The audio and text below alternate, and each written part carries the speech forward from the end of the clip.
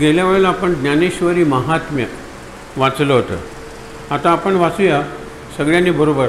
ओवीसारखं वाचायचं आहे सगळ्यांनी बरोबर. ज्ञानेश्वरी महात्म्य. ज्ञानराज माझी योग्यांची माऊली, तेणे निगमवल्ली प्रकट केली श्रीराम. गीता अलंकार नाम ज्ञानेश्वरी, ब्रह्मानंद लहरी प्रकट केली श्रीराम. अध्यात्म विद्येचे दाविलेसे रूप, चैतन्याचा दीप उजळिला श्रीराम. 56 भाषेचा केलासे गौरव, भवार्णवी नाव उभारिली श्रीराम. श्रवणाचे मिशे बैसावे येऊनी, साम्राज्य भुवनी सुखी नांदे श्रीराम. नामा म्हणे ग्रंथ श्रेष्ठ ज्ञानदेवी, एकतरी ओवी अनुभवावी श्रीराम. नामा म्हणे म्हणजे नामदेव हे ज्ञानदेवांचे समकालीन होते. ज्ञानेश्वर वगैरे ज्यावेळेला यात्रेला गेले होते त्यावेळेला नामदेव आणि ज्ञानदेव एकत्र होते. ज्ञानदेव आळंदीला राहायचे, नामदेव पंढरपूरला राहायचे. पंढरपूरच्या पांडुरंगाला नैवेद्य भरवण्याची गोष्ट आपल्याला माहीत आहे. लहान नामदेव होते. वडील रोज जायचे नैवेद्याचं ताट घेऊन आणि एवढासा घास प्रसाद म्हणून घरी आणायचे. एक दिवस सांगितलं वडिलांनी की मला काम आहे, आज तू नैवेद्य दाखव. हा छोटा नामदेव नैवेद्य दाखवायला गेला आणि पांडुरंगाला म्हणला खा तू. पांडुरंग काही खात नाही. नंतर तुम्हाला माझ्या वडिलांचा बरा खातोस. वडील काय करत होते, सगळ्यांना नैवेद्य वाटत होते आणि एवढासा घरी घेऊन येत होते. त्याला वाटलं विठ्ठलाला नैवेद्य दाखवलेला आहे, विठ्ठलाने तो खाल्लेला आहे. त्यांनी सांगितलं की आता तू जर खाल्ला नाहीस तर तुझ्या पायावर मी डोकं आपटून जीव देईन. त्याचा हा निग्रह किंवा निर्धार विठ्ठलाच्या लक्षात आला आणि उगीच बालहत्या नको म्हणून त्यांनी खाल्ला असेल नैवेद्य. एवढासा घेऊन नेहमीप्रमाणे आला आणि आज आवडला विठ्ठलालाही तुझा. म्हणजे काय, विठ्ठलाने खाल्ला. आता हे घडलं असेल नसेल, मी नेहमी असाच विचार करतो, घडलं असेल नसेल, मी काही तिथे नव्हतो त्यावेळेला, बरोबर आहे की नाही. पण संतांनी सांगितलं आहे, मग संतांवर अविश्वास का ठेवायचा. आपण चिंतन करूया. एकच चिंतन की त्यांनी खरंच डोकं फोडलं असतं. आपली पोरं आई आता जर दिला नाहीस लावली तर डोकं फोडे ना, डोकं फोडे ना. आईला माहीत असतं माझंच पोर आहे, काही झालं तरी डोकं फोडणार नाही आणि याचं डोकं इतकं घट्ट आहे की ते फुटणारच नाही. आणि नंतर तो एक उशी आणतो, आई बघ मी डोकं आपटतो. हुशार आहे तो. त्या उशीवर कितीदाही डोकं आपटलं.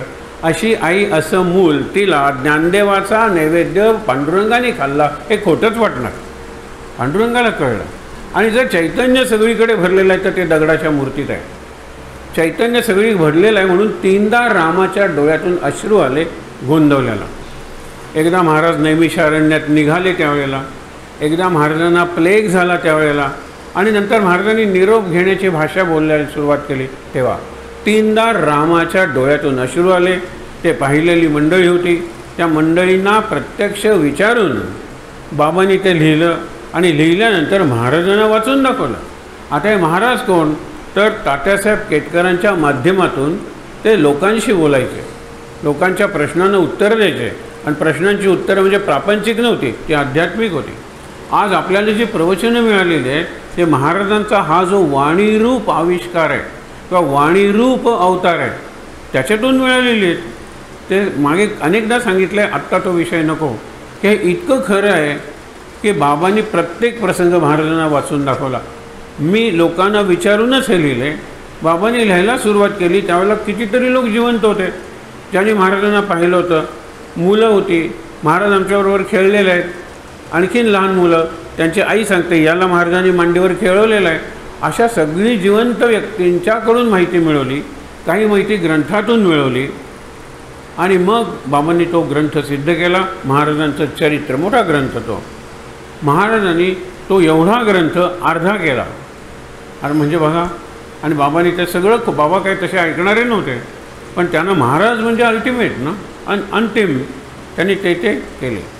अर्ध का झालं चरित्र, दुसऱ्याची अप्रत्यक्ष जरी निंदा असेल तरी तो प्रयत्न, तर तो प्रसंग फोडून टाका. आणि माझी जर अप्रत्यक्ष जरी स्तुती असेल तरी तो प्रसंग काढून टाका. दुसऱ्याची निंदा नको आणि माझी स्तुती नको म्हणून चरित्रातले बरेचसे प्रसंग काढले.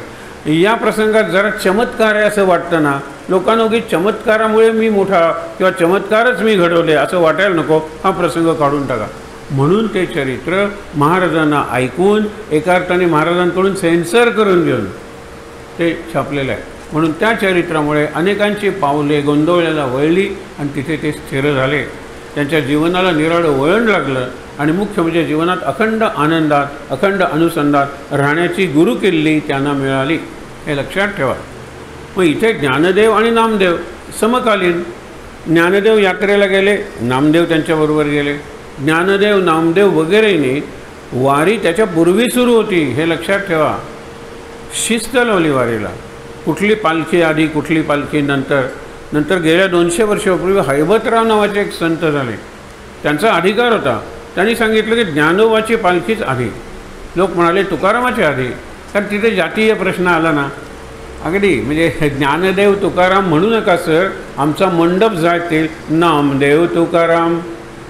नामदेव चालेल, शिंपी आहे तो, ज्ञानदेव नाही, ब्राह्मण आहे. इतकं भयंकर चाललेलं आहे की आता बदलायची वेळ आलेली आहे. मला खूप आनंद आहे की जीवनाच्या शेवटच्या पर्वात हा बदल बघायला मिळतो आणि बदल अत्यंत वेगानं होणार आहे. काल उदाहरण सांगितलं, परवा उदाहरण सांगितलं, तुम्ही नव्हतात त्यावेळेला, म्हणून तुम्हाला सांगतो ती छावा सिनेमा ज्याच्यात संभाजीचे हाल हाल करून औरंगजेबाने त्याला मारले, आता औरंगजेबाची जी कबर आहे त्याच्यावरून बुलडोझर चालवा अशी मागणी आहे. आणि तुम्ही जर चालवला नाहीत तर आम्ही कुदळी फावडे घेऊन तो उखडून टाकू. औरंगजेबाची कशाला कबर पाहिजे आपल्याला, ज्या औरंगजेबाने इतका त्रास दिला.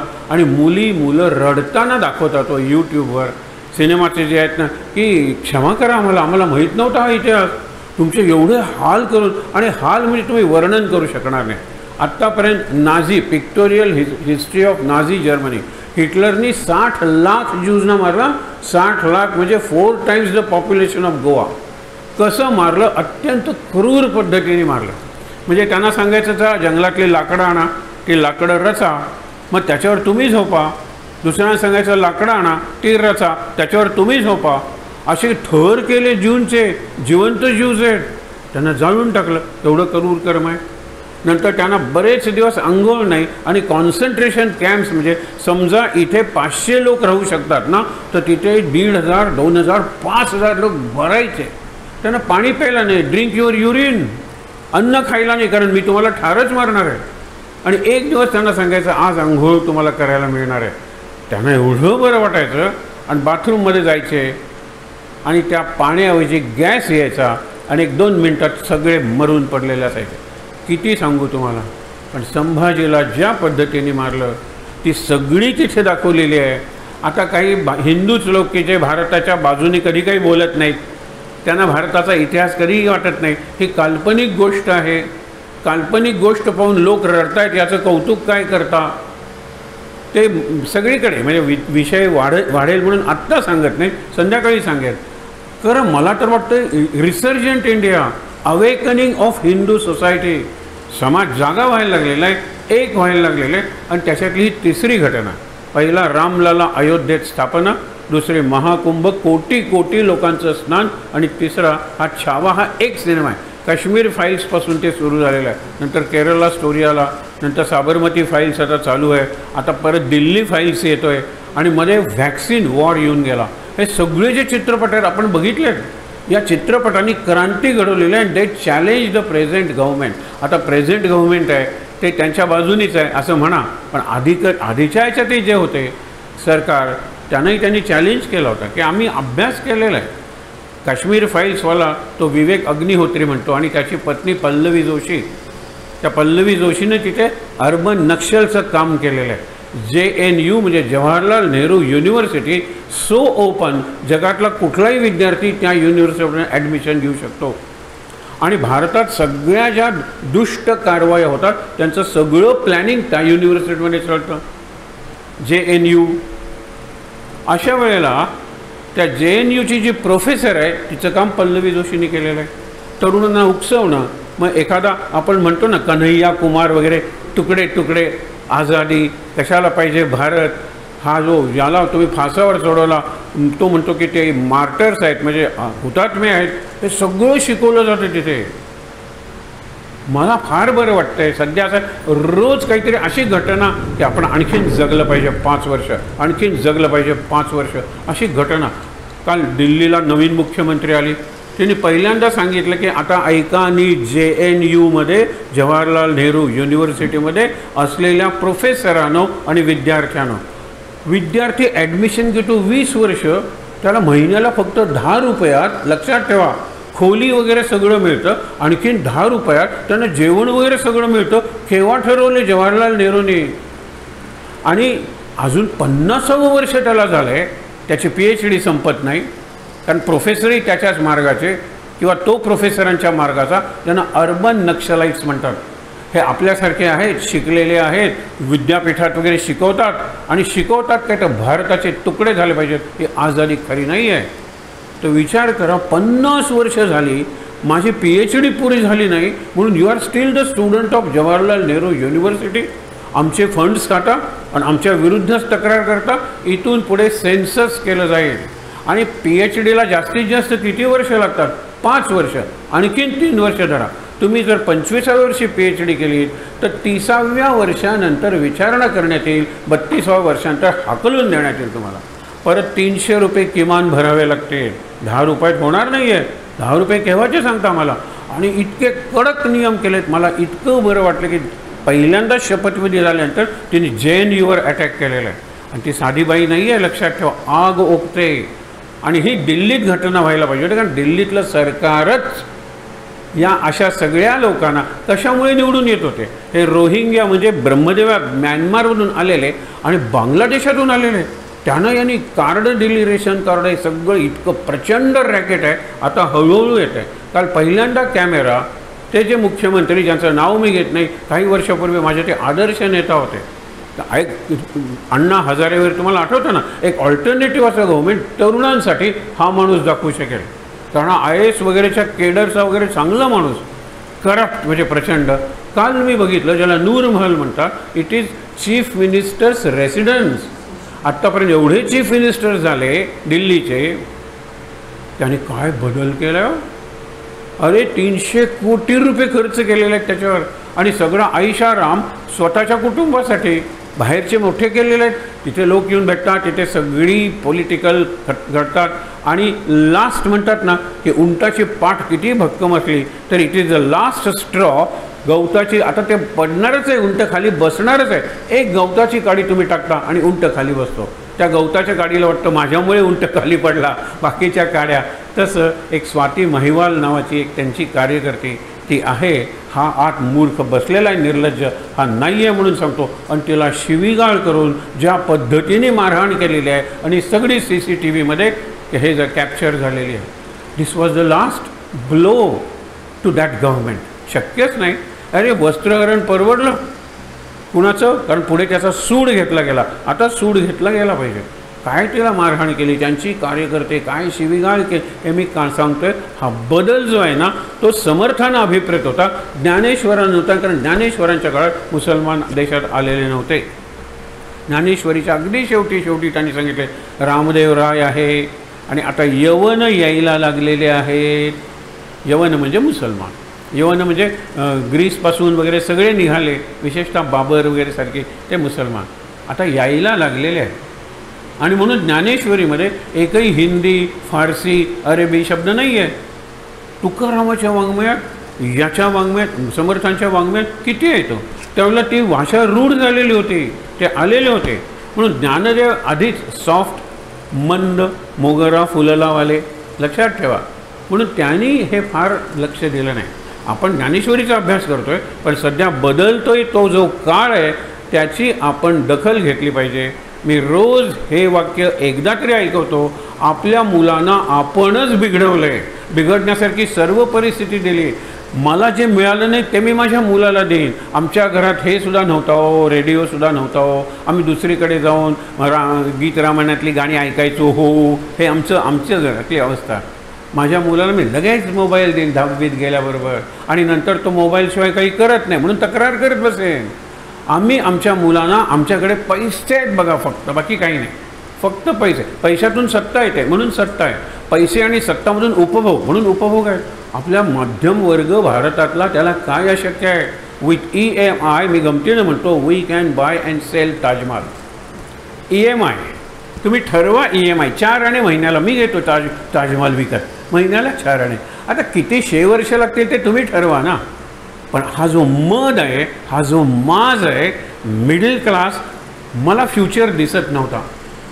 पण आता या मिडल क्लासमध्ये बेरोजगार, या मिडल क्लासमध्ये फार न शिकलेले, या मिडल क्लासमधले एक तर गुन्हेगारी करायची, खंडणी किंवा खून, इकडे वळायला लागलेले आहे. आणि हेच लोक समाज, आपण नाही हो, आपण जरा काही लागलं कातडीला की डॉक्टरकडे जाऊन आधी कशाचं इंजेक्शन घेतो, टिटॅनसचं इंजेक्शन घेतो. नको रे बाबा. आणि ते काय, ते 2 वार देतील, 2 वार घेतील आणि हे 5 वर्षात घडणार आहे. इथे पाठ सवयीनं ठेवला का, असा प्रश्न मी गेल्या वेळेला चैतन्याला विचारला, तुम्हाला सांगितलं. सवयीनं ठेवला का रे पाठ? तो मारुतीचा पाठ आहे, तो कशाला पाहिजे आता? त्यांनी लगेच उत्तर दिलं, मारुती हा रथावर बसलेला आहे अर्जुनाच्या. आत्ता आपण कपिध्वज नावाचा शब्द वाचणार आहोत. कपी म्हणजे हनुमान, कपी म्हणजे वानर, आणि ज्याच्या ध्वजावर वानर आहे, म्हणजे ज्याच्या ध्वजाच्या ठिकाणी वानर आहे, तो कोण? अर्जुन. असा कपिध्वज शब्द वापरलेला आहे. म्हणून लक्षात ठेवा, तो पाठ पाहिजे तिथे हनुमान आहे आणि हनुमान ऐकतायत.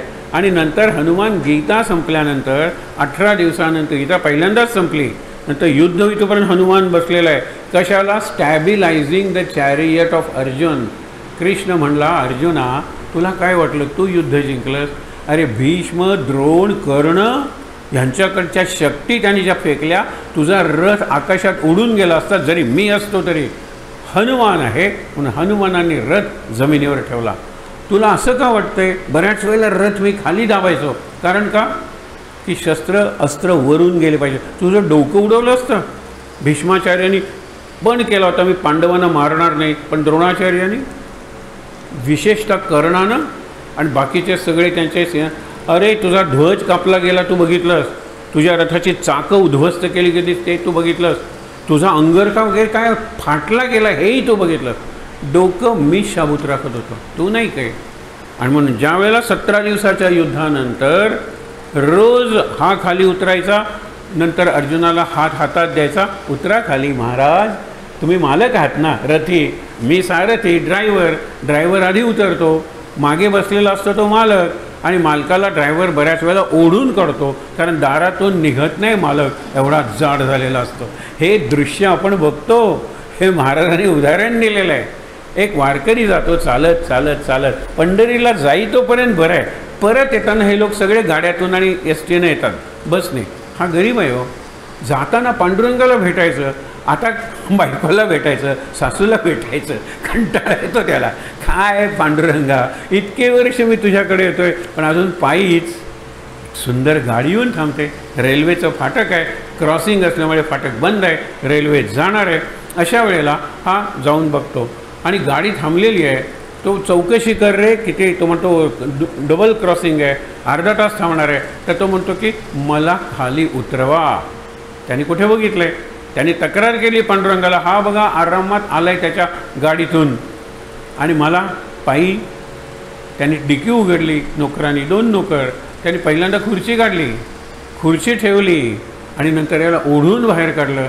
ह्याला पॅरालिसिस झालेला आहे, त्याच्या पायातून प्राण गेलेला आहे, त्याला उचलून त्या खुर्चीवर ठेवलं. गाडी गेल्यानंतर परत त्यावेळेला तो पांडुरंगाला म्हणतो, हेच पाय, ज्ञान बा तुकाराम, ज्ञान बा तुकाराम, हे 2 पायच चांगले आहेत. पांडुरंग सर्व्हिस म्हणतात त्याला, पांडुरंग सर्व्हिसच चांगली आहे. हे नको आपल्याला, हे लक्षात ठेवा ना. दुसरा मला नेहमीच चांगला वाटतो, the grass is greener on the other side of the river. अरे तिकडचं ग्रास, गवत काय ग्रीन आहे नाही, त्यावेळेला तिकडची माणसं म्हणत असतात, तिकडचं ग्रास काय ग्रीन आहे नाही, माझ्या जवळची ग्रीनरी मला दिसत नाही, दूरची ग्रीनरी दिसते. मूर्खासारखा मी केरळला जातो आणि मूर्खासारखा केरळला गोव्याला येतो, तोच किनारा, तेच बीचेस आणि तेच, फक्त इथे काहीतरी मदिराक्षी गोव्यात आमच्या, सांगायला पाहिजे का, मदिराक्षी म्हणजे वेश्या, निरनिराळ्या प्रकारच्या वेश्या. वेश्यांवर सुद्धा एक प्रवचन करता येईल. कशासाठी की त्या केवढी मोठी सर्व्हिस करतात. सध्याच्या वेश्या नाहीत ना, त्या एस्कॉर्ट बनून येतात वगैरे, काय सगळंच निराळं झालेलं आहे. सगळ्या देशातली गोव्यात मिळते. मी वाचून ऐकून तुम्हाला सांगतो, अनुभव नाही आहे. तुम्ही कसे म्हणता असू दे, गंमत. तर ज्ञानराज माझी योग्यांची माऊली जेणे निगमवल्ली प्रकट केली. निगम म्हणजे वेद. वेदातलं ज्ञान हे अमूर्त आहे, ते मूर्त केलं ज्ञानोबाने. गीतेत ते सोपं केलं आणि दाखवेन मी तुम्हाला, अरूपाचे रूप दाखवीन या डोळ्यांकरवी. ही प्रार्थना आहे. अरूप तुम्हाला दिसणार नाही आहे, रूप दाखवेन. अमूर्त तुम्हाला दिसणार नाही आहे, मी मूर्त रूपात दाखवेन. अदृश्य तुम्हाला दिसणार नाही, मी दृश्य रूपात दाखवेन. अव्यक्त तुम्हाला जाणवणार नाही, मी व्यक्त रूपात दाखवेन. ही प्रतिज्ञा केलेली आहे. आणि माझ्या मराठाची कौतुके, अमृताते पैजा जिंकते, अशी मी मराठी भाषेतली उत्तरे म्हणजे शब्द बोलेन. बघा कसे शब्द वाटतात ते. स्वतःबद्दल ज्ञानदेव चांगले म्हणत नाही स्वतःला, पण मराठी भाषेला, ज्या भाषेतून मी हा ग्रंथ सांगतोय त्या भाषेचं काय वैभव आहे. इथे सांगतात ज्ञानदेवाबद्दल नामदेव. त्यांनी सांगितलं गीता अलंकार नाम ज्ञानेश्वरी. ज्ञानेश्वरी शब्द नाव त्या ग्रंथाला नामदेवानी दिलं. आणि नामदेवच पहिल्यांदा, कारण त्याच काळातले त्या ज्ञानेश्वरी. गीता अलंकार म्हणजे गीतेचं लेणं, त्याला देशीकार भाषेतले म्हणजे प्राकृत मराठीतलं लेणं म्हणलं. लेणं म्हणजे भांगर, अलंकार. हे लक्षात ठेवा. काय आहे? गीता अलंकार. नाव काय? ज्ञानेश्वरी. ब्रह्मानंद लहरी प्रकट केली. तर ब्रह्मानंद साम्राज्य दीपिका ज्ञानेश्वर वर्णन करतात. तुम्ही ब्रह्मानंद म्हणता किंवा ब्रह्म म्हणता, त्याचं जे साम्राज्य आहे ना, त्या साम्राज्याकडे जाण्यासाठी एक दीपिका म्हणजे लहानसा दिवा मी ज्ञानेश्वरीतून तुमच्या हातात देतोय. यांनी काय सांगितलं? ब्रह्मानंद लहरी प्रकट केली. लहरी म्हणजे लाट, आनंदाच्या लाटा निर्माण केल्या. आणि कशाबद्दल? ब्रह्माबद्दल. म्हणून ब्रह्म आहेच, जे दिसत नाही, पण ज्ञानेश्वरांनी ब्रह्म वाहतं केलं. ब्रह्माच्या लाटा आणि त्या लाटांचा आनंद आपल्याला दिला. अध्यात्म विद्येचे दाविलेसे रूप. अध्यात्म काय दाखवता येणार आहे का? भक्त दाखवता येतो, मूर्ती दाखवता येते. भक्ती कशी दाखवता येते? लक्षात ठेवा.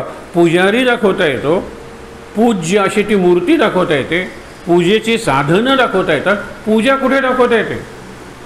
तुम्ही म्हणाल आज पूजा किती छान केली होती, नाही दिसणार नाही. आपण बघतो ती फुलं, त्या फुलांची रचना, नंतर ठेवलेला मुकुट, हे सगळं बघून आपण म्हणतो. पूजा दिसत नाही, कला दिसत नाही. कलावंत दिसतं आणि त्या कलावंताची कलाकृती दिसते, प्रत्यक्ष दिसत नाही. हे लक्षात ठेवा. 56 भाषांचा केला असे गौरव. ज्ञानेश्वरीत सगळ्या भाषा, 56 म्हणजे सर्व, अनेक भाषांचा.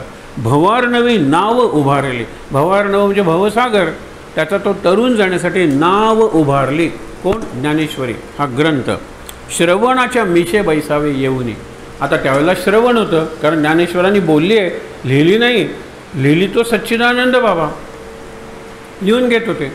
म्हणून काय? श्रवणाच्या मिशे बैसावे येऊनी, साम्राज्य भुवनी सुखी नांदे. साम्राज्यम वैराज्य आपण म्हणतो ना, अरे सम्राट व्हाल तुम्ही केवळ ऐकून. आनंदाच्या साम्राज्याचे सम्राट व्हायचं असेल तर ज्ञानेश्वरी नीट ऐका. श्रवणाच्या मिशे, मिशे म्हणजे निमित्तानं. पुढे नामा म्हणे ग्रंथ श्रेष्ठ ज्ञानदेवी. हा दुसरा शब्द. पहिल्यांदा ज्ञानेश्वरी वापरला, आता ज्ञानदेवी वापरला. ही दोन्ही नावं नामदेवानी ज्ञानेश्वरांचा जो ग्रंथ ज्ञानेश्वरी त्याला दिलेला आहे.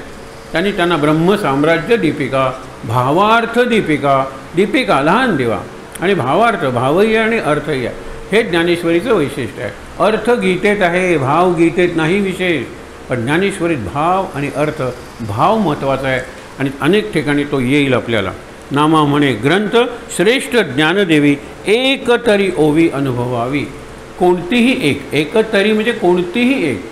त्याला शलाका परीक्षा म्हणतात. भात शिजलाय की नाही, वरची 1-2 शीतं काढून बघतो, खालपर्यंत आपण हात घालत नाही ना, शेवटपर्यंत. वरचं शिजलंय म्हणजे खालचं शिजलंय, कारण तो वरूनच खाली शिजत जातो. हे लक्षात ठेवा. पाणी वरून तापायला सुरुवात होते. जरी खाली अग्नी असला तर पाणी तापलं की हलकं होतं, ते वरती येतं. आपल्याला बऱ्याच वेळेला अरे पाणी चांगलं तापलं आहे, खाली बघितलं ते थंड असतं, म्हणून वरूनच भात शिजत येतो. म्हणून वरची 2-4 शीतं काढली ते आपल्याला कळतं. हे लक्षात ठेवा. पुढे काय सांगितलेलं आहे की ज्या वेळेला आपण ग्रंथ एक तरी ओवी अनुभवावी, कोणती एक ओळ. आता आपल्या प्रवचनाचं पुस्तक गीतेचं कुठलाही श्लोक काढा, मनाचे श्लोक तुम्ही घाला, कुठली तरी काडी आणि उघडा पान आणि ठेवा बोट. हां, 63वा श्लोक आहे तो श्लोक मला मार्गदर्शक ठरेल निदान त्या दिवसासाठी. हे स्वरूपानंद अनुग्रह द्यायचे, त्यांच्याकडे संजीवना समाधी म्हणून त्यांनी लिहिलेले ग्रंथ आहेत, त्यांचे अभंग आहेत. तर त्या अभंगाचं ते हे करायचे, संजीवन समाधी, संजीवन गाथा. तर ते काढा, इथे ठेवा बोट. हा अनुग्रहाचा तुमचा संदेश आहे. माझा एक मित्र गेला होता, त्यावेळेला तो कलेक्टर व्हायला गेला होता, रत्नागिरीला शिक्षण होतं. कोणीतरी सांगितलं तुम्ही पावसला जाऊया, रविवारी हे पावसला आले. आणि ह्यांचा काही फार विश्वास नव्हता, मित्र म्हणला म्हणून आले, अनुग्रह वगैरे घेण्याचा काही विचार नव्हता. तर त्यावेळेला असे उभे होते. स्वरूपानंदांनी सांगितलं त्या रांगेत देसाई म्हणून गोव्याचे आहेत, त्यांना जरा आत बोलवा. त्यांना आश्चर्य वाटलं, त्यांना कुणीच ओळखत नव्हतं. ते गेले आत. मग त्यांना संजीवनी गाथा दिलं, आपल्या अभंगांचं पुस्तक, आणि कुठलंही पान उघडा आणि त्याच्यावर कुठलाही हे ठेवा. त्याचा अर्थच असा होता की तुम्हाला जरी एकही मूल झालं नाही तर जगातली मुलं तुमची ठरवा, ही मातृशक्तीची मागणी आहे. त्यांना आयुष्यात कधी मूल झालं नाही, पण जगातली सगळी मुलंही त्यांनी मानलं नाही. म्हणजे किती गुरुचं पालन केलं मला माहीत नाही. फक्त एकच चांगलं केलं की गुरुच्या नावे एक मोठा हॉल ते ज्या शाळेत शिकले त्या शाळेला बांधून दिला. फार चांगला स्वरूपानंद हॉलच आहे तो, पण बाकी विशेष नाही.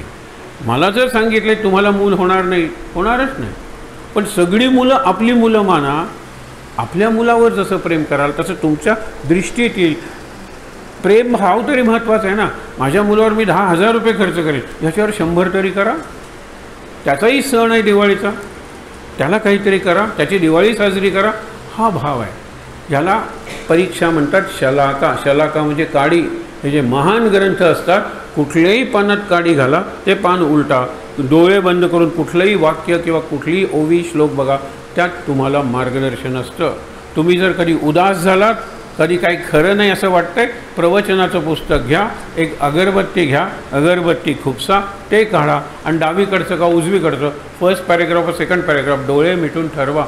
That sentence will be your solution for the day.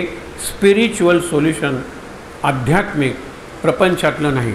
म्हणजे साखर जर मिळत नाही आहे आणि जावई तर उद्या येणार आहेत, काय करू आता याला काय सांगणार आहे. सोपं आहे. जावईनं म्हणावं काही आणू नका, येताना 10 किलो साखर घेऊन या, तुमच्याकडे मिळते ना.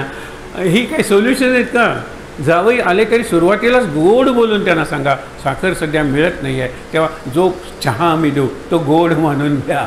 सांगा ना, कमीपणा नाही. अरे जावई येतात म्हणजे काय, मग तुमच्याकडे थोडी साखर मिळेल का. 10 घरातून 10 चमचे आणायचे आणि ते दिवाळी साजरी करायची. बिलकुल नाही. लाचार नका बनू.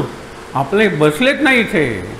अरे तुम्हाला सांगतो, सोमवारी कार्यक्रम आहे आणि ती फार धनश्री देशपांडे म्हणजे आंतरराष्ट्रीय गायिका आहे, तिचा कार्यक्रम आहे. आणि मी म्हणतो सगळा गोशाळेत कार्यक्रम आहे. गोमातांची कृपा आहे, लक्षात ठेवा, कुणाचीही नाही. आणि जो महत्त्वाचा त्याच्यात होता की सगळं संगीत संयोजन करत होता, त्याचे वडील आजारी होते आणि काल ते गेले. काल गेल्यानंतर तिथे गेला, कारण जवळचा माणूस धन समारंभाला माझा एक मित्र गेला, जो त्या सगळी सूत्रसंचालन करतो त्याचं. इतक्यात त्याला तिथे एक माणूस भेटला. तो म्हणला, तू मला ते प्रकाश व्यवस्था करायला बोलवलेस ना रे, याच्या इतकाच चांगली संगीताची व्यवस्थाही मी करतो. आणि तो म्हणला, अरे हा आहे ना, याला विचार, हा मोकळा आहे का. मोकळा नाही, त्याला आधीच बोलवले महाराजांनी, त्याला आधीच बोलवले त्या गोमातांनी की असं घडणार आहे. तेव्हा हा आधी, एरवी तो दुसरीकडे गुंतला असताना तर इकडे मिळाला नसता, आधी आणून ठेवला. अरे असं जीवन जगलं पाहिजे. माझ्या जीवनात उद्या काय घडणार आहे त्यांना माहीत आहे, त्या दृष्टीनं माझा आज ते घडवतात. मी इंटरफिअर करतो, महाराज असं नको तसं करा, महाराज हे नको ते करा. बघा कशाला ते महाराज महाराज महाराज महाराज आळमी मिळू देत, त्याला काय का आळमी मिळाली नाही, जीवन संपलं. मग इतक्या खालच्या पातळीवर येऊन उपासना केलेली. नामाचा हा व्यभिचार आहे, नामाचा हा वेश्या व्यवसाय आहे, इतक्या स्वरात संतांनी सांगितलेलं आहे. आणि नाम घेता आणि हे प्रपंचातले भोग मागता, सावध राहा. आता एकच मला सांगायचं आहे की हे जे आहे ते फक्त वाचणार आहोत, अर्थ पुढच्या वेळेला किंवा दुपारी. अपूर्व नवलाव अनुभवावा हे फारच सुरेख आहे. त्यांनी सांगितलेलं आहे, ज्ञानेश्वरी वाचायला सुरुवात करताय ना आता, तर अपूर्व नवलाव. नवलाव म्हणजे नवलाई. नवलाई म्हणजे नॉव्हेल्टी.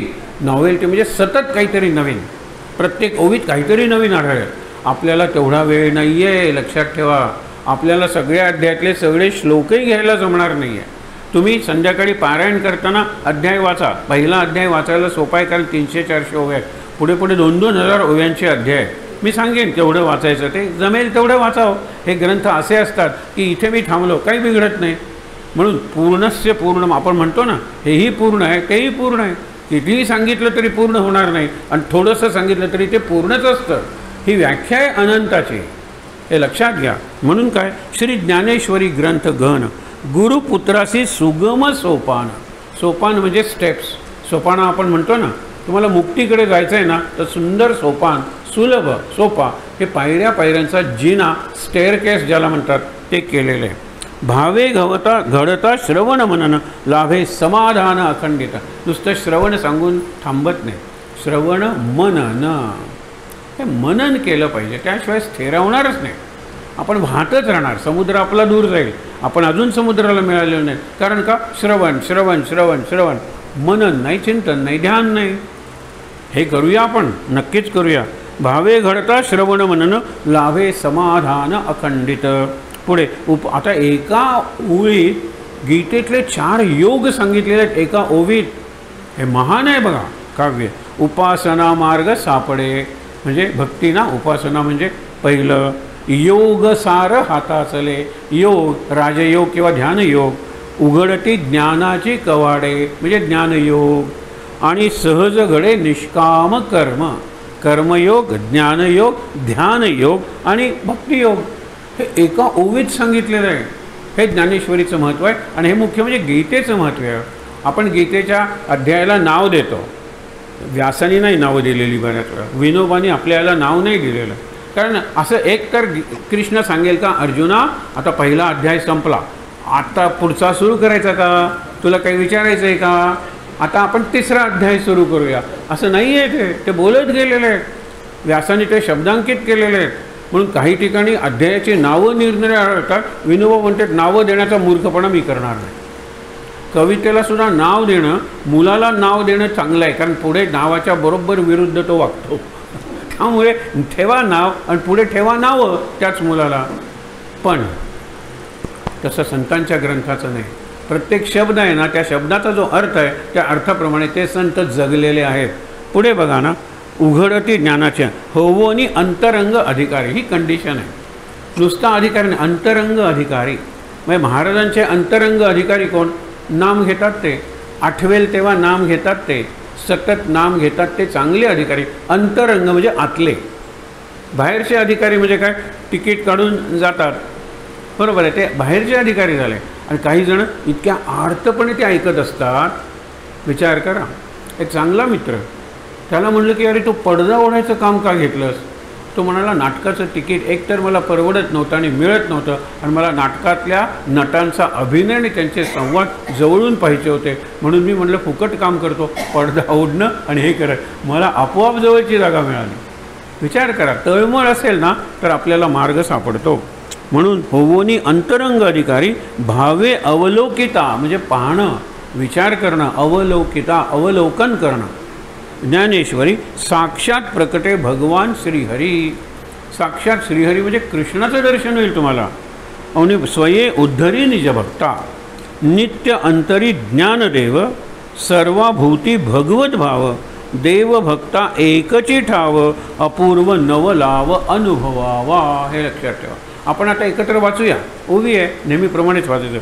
श्री ज्ञानेश्वरी ग्रंथ गहन गुरुपुत्रासी सुगम सोपान भावे घडता श्रवण मनन लाभे समाधान अखंडित. श्रीराम उपासना मार्ग सापडे योग सार हाता चढे उघडते ज्ञानाची कवाडे सहज घडे निष्काम कर्म. श्रीराम होवोनी अंतरंग अधिकारी भावे अवलोकिता ज्ञानेश्वरी साक्षात प्रकटे भगवान श्रीहरी स्वये उद्धरी निजभक्ता श्रीराम नित्य अंतरी ज्ञानदेव सर्वभूती भगवद्भाव देव भक्ता एकचिठाव अपूर्व नवलाव अनुभवावा श्रीराम. अपूर्व नवलाव अनुभवावा. अनुभव घेतला तरच तो ग्रंथ आपल्याला कळला. नुसतं वाचला, पाठ केला, प्रवचनं दिली नाही, त्याचा अनुभव घेतला पाहिजे.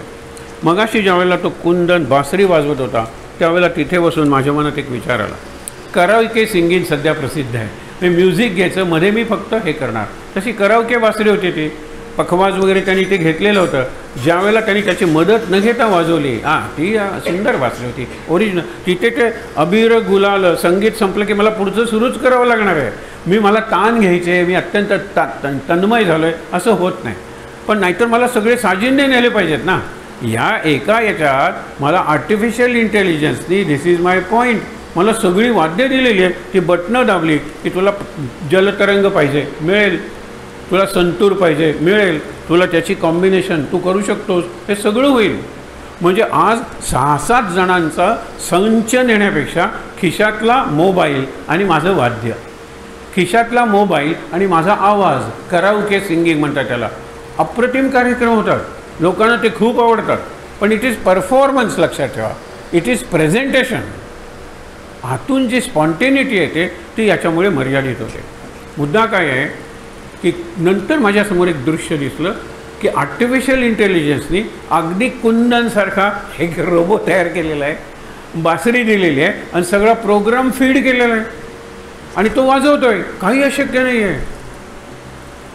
मला कळलं पाहिजे की माझीच गरज पुढे उरणार नाही आहे. माझी गरज वाटावी यासाठी आईवडिलांनी काय केलं पाहिजे, माझी गरज विद्यार्थ्यांना वाटली पाहिजे यासाठी शिक्षकांनी काय करेल, माझी गरज वाटली पाहिजे या साऱ्या वक्त्यांनी, प्रवचनकारांनी, कीर्तनकारांनी काय केलं पाहिजे, कुठली इनपुट्स टाकली पाहिजे, कुठला बदल स्वतःत केला पाहिजे, विचार करण्याची गरज आहे. नाहीतर पडलात तुम्ही मागे.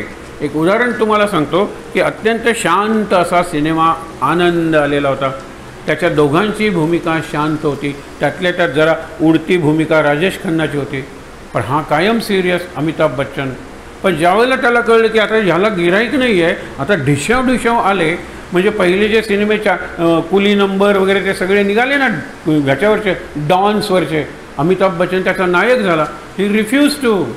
हा राजेश खन्ना सुपरस्टार, एकामागून एक जुबिली देणारा, जुबिली म्हणजे 25 कंटिन्युअस वीक्स चाललाय सिनेमा. पुढे फक्त दारू पिऊन वयाच्या आधी मेला. कॉम्प्रोमाइज नाही केला. यांनी कॉम्प्रोमाइज केला. यांनी हे करता करता अत्यंत चांगले चित्रपटी केले आणि ढिशाव केले. आणि सगळ्यात तुम्हाला सांगतो, आपल्या अभिनयापेक्षा आपल्या आवाजाने अत्यंत घाणेरड्या संस्कृतीला यांनी प्रतिष्ठा मिळवून दिली. हा माझा आरोप आहे. अत्यंत घाणेरडे संवाद, अत्यंत घाणेरडी संस्कृती. कुणाची संस्कृती? स्मगलर्सची. त्यांचा तो हिरो होता. 2.5 तास 3 तास सिनेमा असेल तर 2.5 तास हा हिरो. 2.5 तास त्याचे डायलॉग, मेरे पास माँ है, मेरा बाप चोर है, हे सगळं बघा ना. हे सगळे संवाद, हे सगळं काय परोसलं जात होतं आपल्या ताटात, याचा विचार करा. आता बॉलिवूड जवळजवळ शेवटचे क्षण मोजते. अत्यंत आनंदाची गोष्ट आहे, कारण एक नवीन फिल्म सिटी येते. आत्ता सांगत नाही, कारण कदाचित 3 महिन्यात उद्घाटनसुद्धा होईल. आणि मग बघा, हे सगळे आपले हिंदू नट वगैरे आहेत ना, दे विल बी डायव्हर्टेड देअर. पण जे डॉनकडे पोचलेले आहेत, दाऊद इब्राहिमकडे, त्यांना खड्यासारखं बाहेर टाकलं पाहिजे. काय घाण. प्रत्येक ह्याच्यातला गंध लावलेला हा विलनच आहे. मला तुम्ही एक सिनेमा सांगा ज्याच्यातला पुजारी, ज्याच्यातला भट, ज्याच्यातला कीर्तनकार हा विलन नाही आहे. पण एक मौलाना किंवा एक प्रीस्ट म्हणजे पादरी कधी विलन दाखवलं आहे? नाही. एक मला सांगा तुम्ही, हे सगळं एक अत्यंत घाणेरडं असं मोहजाल होतं. आणि आपण तोंडात अंगठ्या घालून ह्या बघत होतो. चित्र बदलणार आहे आता. आता चांगला कंटेंट आपल्यापर्यंत पोचणार आहे, चांगला अभिनय आणि उत्कृष्ट तंत्रज्ञान, AI. हे लक्षात घ्या. हे महाकुंभ ही फक्त त्याची ट्रायल आहे, रिहर्सल आहे. लवकरच बघाल तुम्ही. मला सांगायचं आहे काय, आपण तयार राहूया. मला जर या श्रोत्यांना रेलेवंट राहायचं आहे, नाहीतर इथे सप्रे सरांसारखा ह्युमनॉइड एखादा रोबो करेल प्रवचन. माझ्या प्रवचनातली काही वाक्यांत शब्द टाकले किंवा चल कर प्रवचन, करेल, इफेक्टही देईल. कदाचित चांगला इफेक्ट असेल, पण इफेक्ट देईल, पण इफेक्टिव्ह असणार नाही. कारण चैतन्य कुठे? यंत्र आहे ते. आम्ही जिवंत आहोत, तुम्ही जिवंत आहात. कल्पना करा की श्रोतेही रोबो आणि वक्ताही रोबो, असा रोबोटिक सत्संग. What worth is that? त्यातून काय साधणार आहे? त्या रोबो काही कल्चर होणार आहेत, सुसंस्कृत यंत्र आहेत ते. म्हणून मी आता यंत्र होत आलेलो आहे बऱ्यापैकी. आता डियंत्रिफिकेशन म्हणजे डिमशिनायझेशन, मेकनायझेशन, डिमशिनायझेशन, मशीन झालेलो आहे मी. अजून वेळ आहे, आपल्याला सुरुवात केली पाहिजे. इनपुट्स, ओरिजिनल इनपुट्स केले पाहिजेत. हे आपण बाकीचे जे घालतो ना, इसेन्स वगैरे, आता लवंगा कशाला? लवंगाचा इसेन्स आहे. हे कशाला? इसेन्स आहे. बस ओरिजिनल लवंगांची टेस्ट गेलेलीच आहे. आणि इसेन्सात आणखीन काहीतरी प्रिझर्वेटिव्ह किंवा काहीतरी मिसळलेले असतात. खातच नाही आंबे झाडाचे. थ्रू इकडे तिकडे तिकडे जाऊन आपल्यापर्यंत आंबा पोचतो. त्याच्यावर किती रासायनिक क्रिया झालेल्या असतात आपल्याला माहीत नाही आहे. मुद्दा काय आहे की आपण आपल्यात ॲज पेरेंट्स आणि ॲज स्टुडंट्स ऑफ ज्ञानेश्वरी आपण इनपुट्स टाकले पाहिजेत. ज्ञानेश्वर काय सांगतात ते ऐकलं पाहिजे. ते आता वाचूया आणि तुम्हाला लक्षात येईल. पहिला जो अध्याय आहे ना, ती गोष्ट आहे. मुलांना सांगायचं असेल तर पहिला अध्याय सांगावा, कारण त्याच्यात चित्र आहे, सुंदर चित्र आहे. आपण फक्त वाचणार आहोत, लक्षात घ्या, आणि नंतर हे करणार आहोत. हे वाजणार आहे, घाबरू नका. हे वाजलं की मी थांबणार आहे. श्रीराम महाराज समर्थ. अभंग ज्ञानेश्वरी अध्याय 1. संजय उवाच. हा जो श्लोक आहे तो गीतेतला श्लोक आहे. दृष्ट्वा तु पांडवानीकं व्यूढं दुर्योधनस्तदा आचार्यम उपसंगम्य राजा वचन अब्रवीत. हे लक्षात घ्या. काय केलं? दुर्योधनापासून सुरुवात आहे. युद्ध 18 दिवसांचं चाललेलं आहे. युद्धाची तारीख तुम्हाला पाहिजे का? गुगलला विचारा. 5126 हे कलियुग. त्याच्यात 36 वर्ष मिळवा युद्ध सुरू झालं. मार्गशीर्ष शुद्ध एकादश आहे. परवा एकाने कविता वाचली, त्यात माझे माघ शुद्ध तृतीयेला माझा जन्म झाला. मला कुठे माहीत होतं? म्हटलं कुठून काढली ती तिथी? आणि गुगलवरून. वा वा वा, गुगलवरून वाटेल ते मिळेल. मग त्यावेळेला माझ्या आईने म्हणलेला पाळणा, कानात केलेलं कुर्र, कुणी गोविंद घ्या, हे सगळं मागे जाऊन तुम्हाला दाखवलं जाईल. अशक्य काही नाही आहे. पण हे काय शक्य असून उपयोग काय याचा? याच्यात आपण म्हणतो ना, व्हॅल्यू ॲडिशन काय आहे? व्हॅल्यू ॲडिशन की याच्यात हे जास्त घातलेलं आहे. नाही तर फूल तुम्हाला दुरून सुगंध देता येईल. स्प्रे मारायचा, आज मोगरा, उद्या जाई, परवा जुई, तिथेच मारायचा, बसवायचा पंप, ऑटोमॅटिकली वर हा आज मोगऱ्याचा पंप आहे, मोगरा फुलला, मोगरा फुलला. हे किती खोटं आहे सांगा बरं. आणि तो मोगऱ्याचा सुद्धा वास नाही, परफ्यूम आहे. परफ्यूम काढलेला एक्स्ट्रॅक्ट आहे. फुलांची जर तुमच्यावर बरसात केली तर जे आनंद, जो स्पर्श, जे सौंदर्य आणि जो सुगंध मिळेल, हा जो अपूर्व नवलाव अनुभवावा, तो आपण ज्ञानेश्वरीतून अनुभवूया. 18 दिवसांचं युद्ध. त्याच्यात पहिले 10 दिवस संजय कौरवांच्या बाजूनं युद्ध लढतोय, युद्धभूमीवर आहे. आणि धृतराष्ट्राला काय घडलंय हे कळत नाही आहे. कुणीतरी येऊन सांगत होतं, दर अर्ध्या तासांनी सांगत असेल, आता हे झालं, आता तो पडला, आता हा मेला, आता अशी रचना केलेली आहे, एवढंच कळत होतं. 10व्या दिवशी ज्यावेळेला भीष्म रथातून खाली पडतात, ही अत्यंत महत्त्वाची घटना आहे. ते सांगायला तो येतो आणि त्याला सांगतो, आता पहिल्यापासून मला सांग. आपण ते मीच लोकांना सांगतो ना, पहिल्यापासून सांग मला. मग पहिल्यापासून सांगायला लागला संजय. बघा, संजय उवाच. दृष्ट्वा तु पांडवानीकं व्यूढं दुर्योधनस्तथा आचार्यम उपसंगम्य राजाम वचनम अब्रवीत. पहिल्यांदा प्रश्न विचारलाय राजाने. काय विचारलंय? माझी मुलं आणि त्या पांडूची मुलं एकत्र आल्यानंतर कसे लढले ते मला सांग. तो श्लोक आपण घेतलेला नाही आहे, आपण घेतलाय संजय उवाच पासून. तिये वेळी काय संजय तो बोले, सैन्य उफाळले पांडवांचे. दुर्योधनाचा उल्लेख करतोय पण पांडवांच्या सैन्याचं वर्णन करतोय. आता कल्पना करा, धृतराष्ट्राच्या चेहऱ्यावरचे भाव ज्ञानेश्वरांनी वर्णन केलेले आहे. हा म्हातारा, हा म्हैसा म्हणजे रेडा, गीतेचा अमृत गंगा वाहते, हा कोरडा तो कोरडाच आहे, हा भाव आहे. ज्यावेळेला तो म्हणतो, दुर्योधन सांग बरं वाटतं, पांडव कशाला आणले? मी तुला विचारलंय पांडवांचं, अरे तू माझा सूत आहेस, म्हणजे माझ्या रथाचा तू सारथी आहेस. व्यासाने मला वर्णन करून सांगण्यासाठी तुला दिव्य दृष्टी दिली आहे. 10 दिवस होतास कुठे? युद्धावर होतास. आता पहिल्यापासून सांग, माझ्या मुलांनी काय केलं, मुख्यतः दुर्योधनानं काय केलं, दुःशासनानं काय केलं. बाकीच्या मुलांची त्याला परवाच नव्हते, दुर्योधन मुख्यतः. म्हणून त्यावेळी काय संजय तो बोले, काय घडलं त्यावेळेला बघा. सैन्य उफाळले पांडवांचे. दुर्योधनाला सुद्धा कल्पना नव्हती की पांडवांकडे एवढं सैन्य असेल. त्यांना काय वाटलं, पांडवांचा सासरा कोण? द्रुपद. द्रुपदाचं राज्य पांचाल, त्या पांचालचं सैन्य असेल. पण शेवटी लपले होते विराटाच्या नगरीत. अरे पांडव आपल्याकडे लपून राहिले होते आणि आपण त्यांच्याकडून सेवा घेत होतो.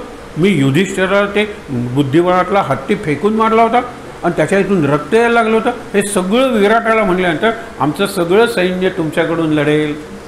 मग कृष्णाने एक फार चांगली गोष्ट केली होती. म्हणाला, तुला जर राजसूय यज्ञ करायचा आहे आणि त्या यज्ञात युद्धाची पहिली ठिणगी पडते. काय करूया आपण, आधी जरासंधाला मारूया. जरासंधाने 86 राजांना तुरुंगात ठेवलेलं आहे आणि त्यांचे सगळं राज्य सैन्य त्यांनी स्वतःच्या नियंत्रणाखाली आणलेलं आहे. 86 का, त्याला अजून 14 राजे पाहिजेत. 100 राजे झाले की त्यांना मारून त्यांच्या रक्तानं तो अश्वमेध करतात, नरमेध करणार आहे. म्हणून आपण जर आत्ता त्याला मारलं तर पुढे आपल्याला असणारं संकट जाईल आणि ते 86 राजे आपले मित्र होतील. त्या 86 राजांचं सैन्य पांडवांकडे आलं. लोक प्रश्न विचारतात, ते 13 वर्ष होते ना, 12 वर्ष आणि 1 वर्ष अज्ञातवास, 13 वर्षात सगळं दुर्योधनाने वगैरे घेतलं होतं ना. मग 11 डिव्हिजन सैन्य दुर्योधनाकडे आणि युधिष्ठिराकडे, पांडवांकडे 7 डिव्हिजन्स, कमी नाही आहे. तोही सागर आहे.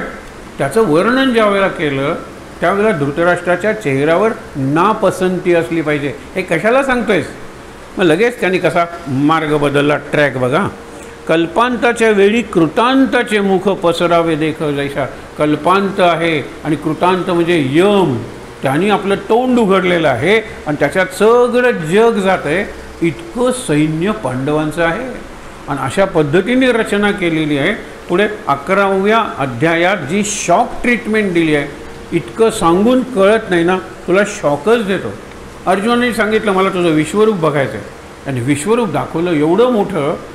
आणि अर्जुनाला दिसतंय, अर्जुनाला समोरचे हेही दिसत होते, धृतराष्ट्र दिसत होते, म्हणजे भीष्माचार्य दिसत होते, द्रोणाचार्य, हे सगळे दिसत होते. पण हे बघत असताना त्यांनी तोंड उघडलं. हे सांगितलं ना की कृतांताचे मुख, हे उघडल्याबरोबर हे भीष्माचार्य उडाले आणि त्या तोंडात गेले. त्या विश्वमुख आहे, विश्वदर्शन, विश्वरूप त्याच्या दाढेत गेले आणि त्या विश्वरूपाने आपलं मुख मिटलं आणि उघडलं. त्यावेळेला भीष्माचार्य जे इच्छामरणी होते, पीठ झालेलं होतं, त्यांचं काही उरलेलं नव्हतं. नंतर द्रोणाचार्य उडाले. परत त्याने विश्वमुखाने आपलं jaws, in the jaws of death, मृत्यूचा जबडा म्हणतो ना, पुन्हा बंद केला. द्रोणाचार्य मेले. आहेस कोण तू? त्यावेळेला सांगतो महाकाल आहे. एक पाऊल पुढे टाकले सगळ्या जगाचा नाश करण्यासाठी. पण कुठलं जग जे मला शरण आलेलं नाही, ते मला शरण आलेल्यांना जे विरोध करतं त्या सगळ्या जगाचा नाश करण्यासाठी मी एक पाऊल पुढे टाकलेलं आहे. हे विचार करा.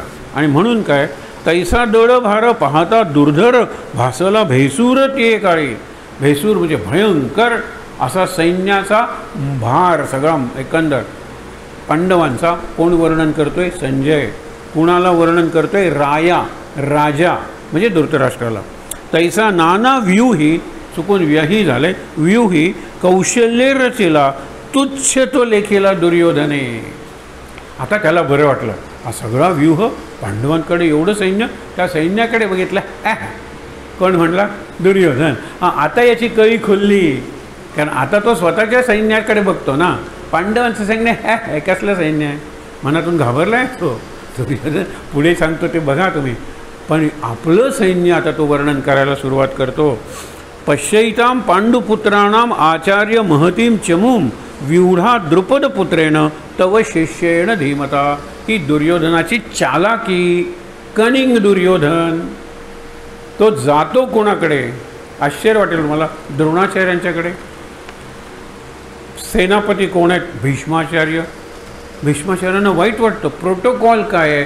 प्रसाद देताना सुद्धा बऱ्याच वेळेला आम्हाला प्रसादच मिळत नाही, वाटायला सुरुवात करतात आणि ह्यालाच विसरतात. हरिदासाला विसरत नाहीत. प्रसाद न्या ते म्हणतातच ना, त्यांना दिलाच पाहिजे. नमस्कार करा, विडा ठेवा, तिथे चुकत नाही. पण नाही तर पुढून प्रसाद वाटायला सुरुवात करतात आणि मिळतच नाही. असं घडतं. आणि म्हणून यांनी सुरुवात कशी केलेली आहे बघा.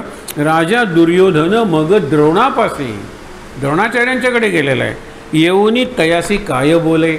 आता यांनी कान टवकारलेत. माझा मुलगा द्रोणाचार्य, पण द्रोणाचार्यांच्याकडे कशाला? हुशार आहे आपला धृतराष्ट्र. पहिल्यांदा त्यांनी जायला पाहिजे होतं भीष्माचार्यांच्याकडे. ते गुणांनी, वयानी, आचरणाने, पराक्रमाने श्रेष्ठ आहेत.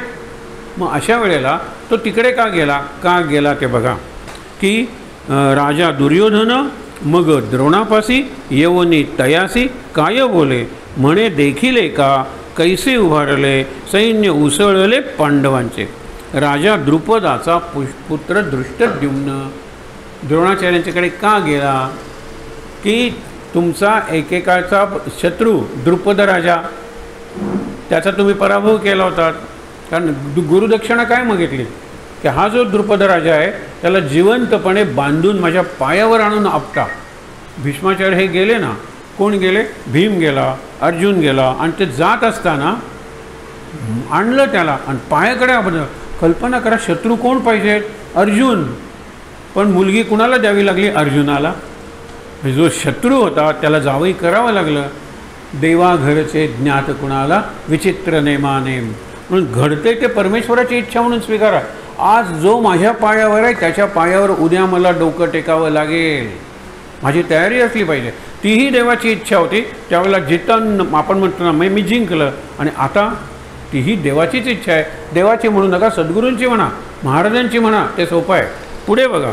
राजा दुर्योधन मग द्रोणापासी येऊनी तयासी काय बोले. म्हणे देखील का सैन्य उभारले सैन्य उसळले पांडवांचे. राजा द्रुपदाचा पुत्र दुष्टद्युम्न ज्यासी विद्यादान केले तुम्ही. त्याला शिकवलं कुणी? सगळी धनुर्विद्या तुम्ही शिकवलीत. पण त्याचा जन्म कुणा? तुम्हाला मारण्यासाठी झालेला आहे. यज्ञातून जन्म झालेला आहे. ती कथा खूप मोठी आहे. आत्ता कथा नको, फक्त थोडासाच भाग सांगतो.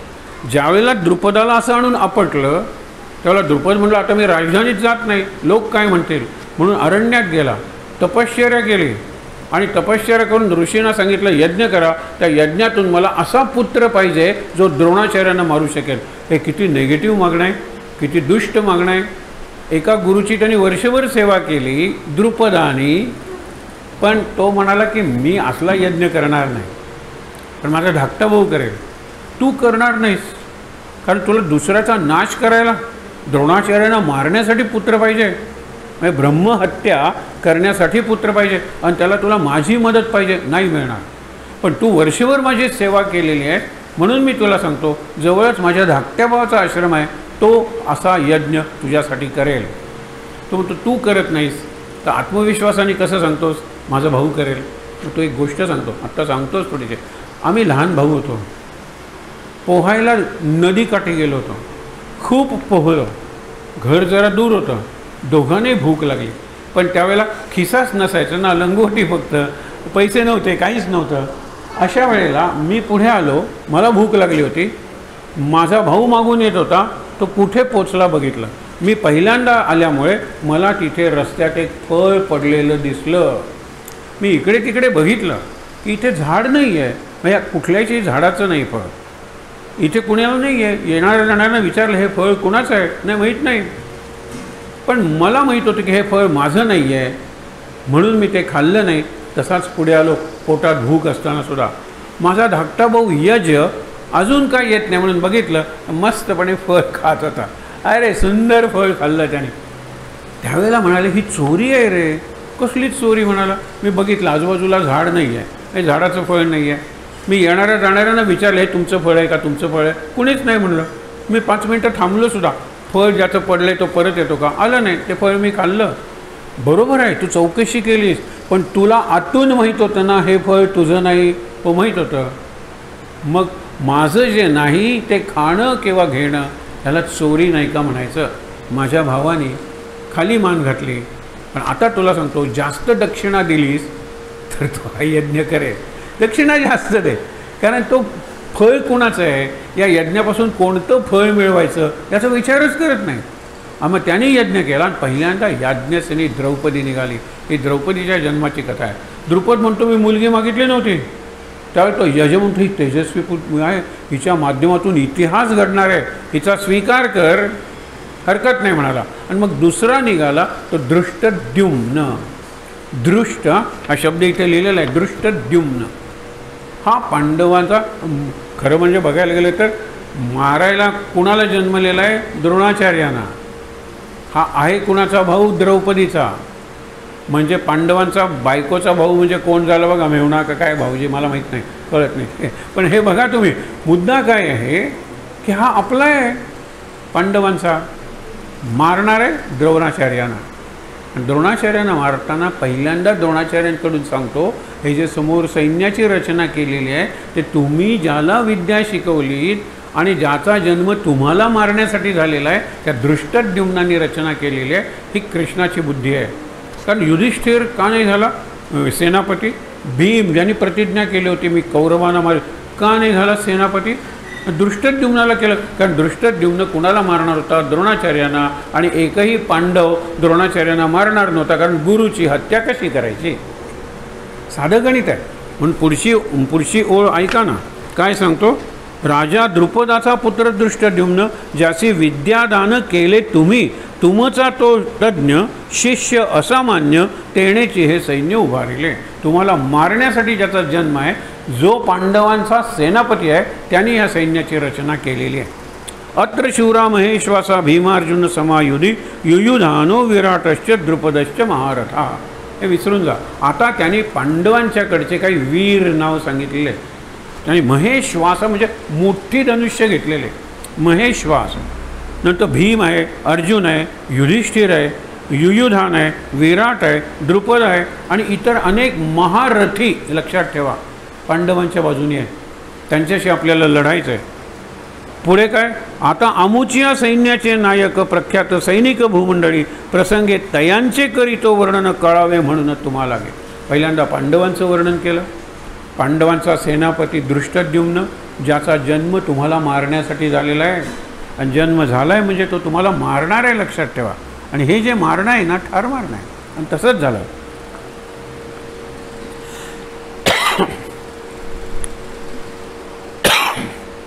आता अमुचिया सैन्याचे नायक प्रख्यात सैनिक भूमंडळी प्रसंगे तयाचे करिता म्हणून कळावे म्हणून तुम्हालाही झालेला 1 तास सांगेल. आत्तापर्यंत तुम्ही मनातल्या मनात वाचा बरं, आणि त्यातलं काही कळलं नसेल तर मला विचारा. इथपर्यंतच वाचा, कळावे म्हणूनच तुम्हालाही.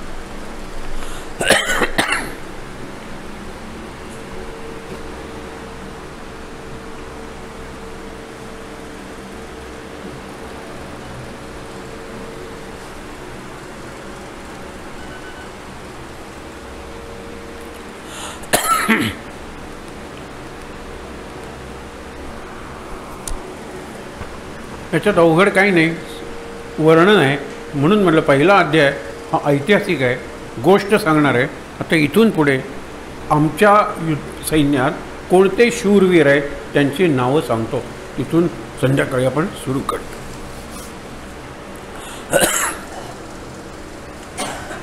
शेवटचा श्लोक आणि शांतिपाठ नेहमीप्रमाणे तोच आहे. शांत. ज्ञानेश्वरी जरी युद्धाचं वर्णन असलं तरी ज्ञानेश्वरीचा एकूण रस शांत आहे. म्हणून आता विश्वात्मके देवे ही प्रार्थनाच बघा ना, शांत रसाचा कळस आहे.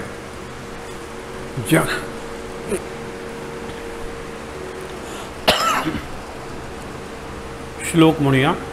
सदा सर्वदा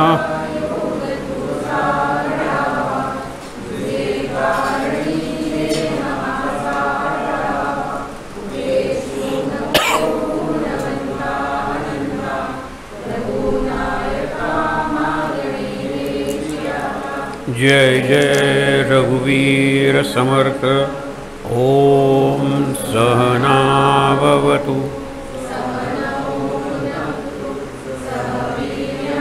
कर्वावहै तेजस्विनावधीतमस्तु मा विद्विषावहै। ॐ शांति शांति शांति। डोळे बंदच, तीनदा दीर्घ श्वासोच्छ्वास।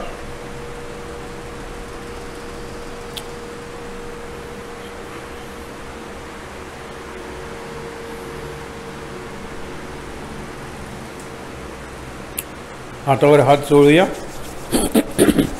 ते हात चेहऱ्यावर डोळ्यांवर चोळूया।